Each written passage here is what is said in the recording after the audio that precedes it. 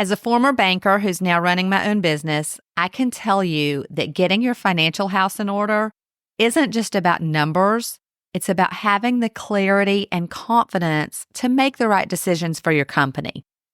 And the best part, it doesn't have to be complicated.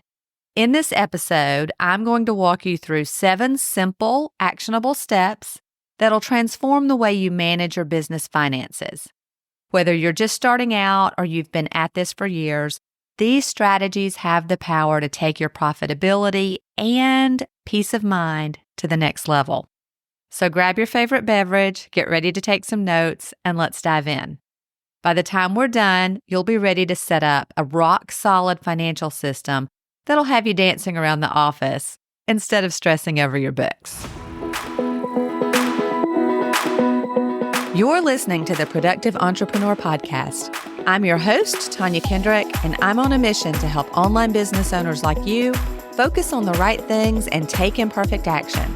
Every week, you'll get my best tips on everything from time management and content creation to planning effectively and managing mindset issues, all in an effort to help you become more productive. So let's jump into this episode. Step 1, understand your financial goals. The foundation of any solid financial system is crystal clear goals. I actually have a whole episode dedicated to this topic, and we talked about the key elements of crafting meaningful, achievable financial objectives for your business. If you haven't listened to it already, I'd highly recommend checking it out. I'll make sure to include a link in the show notes.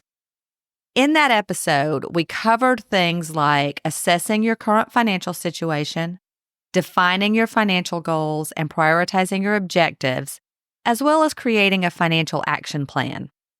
The most important thing is to ensure your financial goals are tailored to your unique business and lifestyle needs, not just based on what someone else is doing. I made that mistake early on, and it just left me stressed out and discouraged. So let's build on that episode and dig into the next steps for setting up your financial management system. Step 2, track your income and expenses. This is where your financial management system starts to take shape. Staying on top of these 2 numbers ensures that you're never blindsided. Let me share what I do. I track my income daily. This might sound excessive, but here's why it works. It gives you real-time insights into your top line and your cash inflows. Every morning, I spend a few minutes, usually less than 5, reviewing the previous day's sales and deposits. This habit has helped me spot trends early and make proactive decisions rather than reactive ones. Then I review my expenses and take care of all my other financial tracking once a week on Fridays. Here's your action plan for tracking. Set up a tracking system. I recommend my finance dashboard if you're a spreadsheet person, or FreshBooks if you want an online app. I'll drop links to both of those in the show notes. Create clear categories for all income and expenses. Implement a simple daily revenue review habit.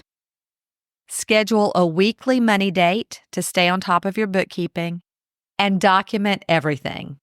Even small expenses add up. And here's a pro tip.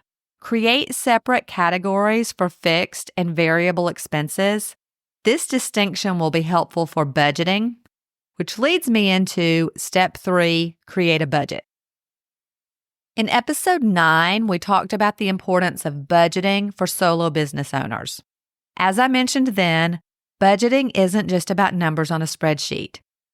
It's a strategic tool that can provide stability, reduce stress, and empower you to make informed decisions.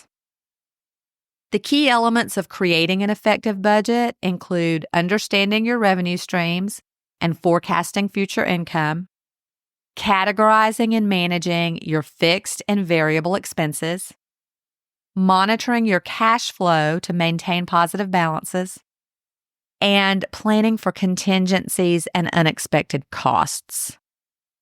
Trust me, the benefits of putting in the work to create a budget are worth it. So let's break down the components of a business budget. Fixed expenses. These are costs that stay the same from month to month. They include things like rent, mortgage, insurance, employee salaries, software subscriptions, loan payments, those types of things. Variable expenses change from month to month. They include things like marketing and advertising, utilities, supplies, contractor payments, professional development. And then there's profit, taxes, and owner's comp. You'll want to set aside money in a tax reserve so that you're not scrambling when it comes time to make quarterly tax payments, or worse, when it's time to file your taxes at year end. Owner's comp. This is what you pay yourself. And you also want to plan for a profit distribution. As the business owner, you deserve to take part of the profit. This is not the same as owner's comp, by the way. Owner's comp is your salary. And finally, set aside money in an emergency fund. For micro businesses like ours, I recommend that you review and adjust your budget monthly. And if you need help setting up a budget, check out my Ultimate Business Budget Toolkit. I'll drop a link in the show notes. Step 4, separate personal and business finances. Okay, this step is non-negotiable. As a former banker, I can't tell you how many times I've seen business owners struggle because their business finances were tangled up with personal accounts. It's not just about organization, it's about legal protection, tax efficiency, and professional credibility. Here's your separation strategy. First, open dedicated business accounts. You'll need an operating checking account, a savings account for your tax reserves and emergency fund. You can set up separate accounts, separate savings accounts for those if you need to feel organized. I use one account and just keep up with the different components in my budget spreadsheet. Then you'll also need a business credit card. And once you have that business credit card, use it only for business expenses and use your personal credit card only for personal expenses. Next, document everything. Keep digital copies of all of your receipts. Maintain clear records of any owner's contributions or distributions. This is super important. And create a simple system for expense categorization. Step 5, build an emergency fund. We touched on this earlier in the budget segment. Stuff happens. Whether it's a natural disaster or an economic downturn, you need a financial cushion. Your emergency fund should cover 3 to 6 months of operating expenses and include owner's comp in this. If times get hard, you still need to be able to pay yourself. Also include potential equipment replacement costs and seasonal revenue fluctuations. Here's how to build up your emergency fund strategically. Start with a target of 1 month's expenses, and then automatically transfer 5% of your monthly revenue into the fund.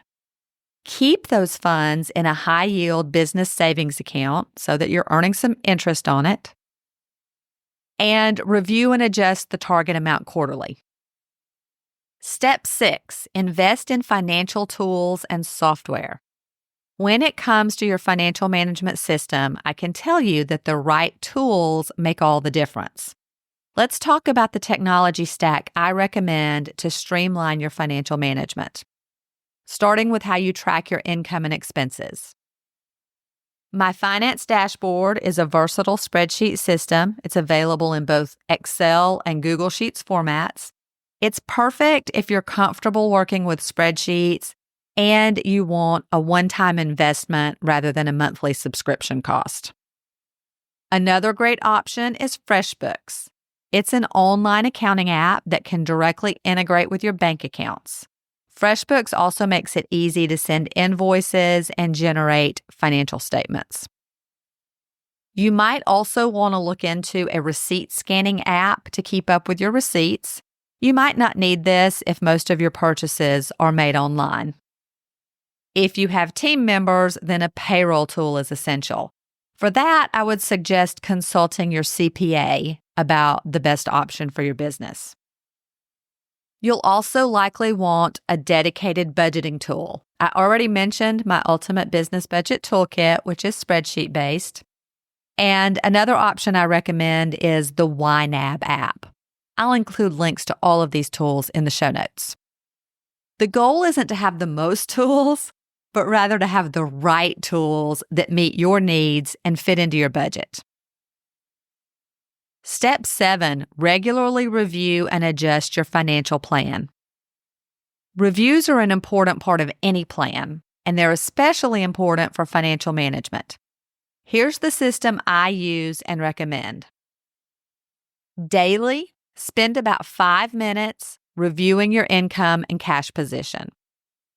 Weekly, spend 30 minutes to an hour and categorize your transactions, and while you're at it, check for any unusual transactions. Process any new receipts. Review your accounts receivable. Process any invoices. And check your budget versus actual spending. Then monthly, this takes about an hour or two, reconcile your accounts, do a high-level review of your financial statements, analyze trends, adjust your budget if needed, and check your progress on your financial goals. Then quarterly, this one will take about 2 to 3 hours. Do a deep dive into your financial statements. Review and adjust your goals. Analyze your profitability by product or service so you can see which offers are really driving the profitability in your business. Then plan for upcoming quarters and assess your emergency fund. Is it adequate, or do you need to adjust your target amounts? Let me leave you with this. Financial management isn't about being perfect. It's about being consistent and proactive. These 7 steps aren't just theory. They're proven strategies that I've seen work time and time again, both in my banking career and in my own business. Your action steps for this episode are to schedule 1 hour to assess your current system and pick one step to implement this week. Don't try to do everything at once. Start where you are and build from there. That's all for today. If you found this episode valuable, please subscribe and leave a review.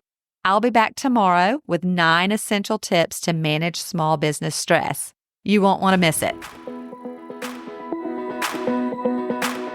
And before you go, if you like what you hear on the Productive Entrepreneur podcast, then come check out the Organized Business Toolbox.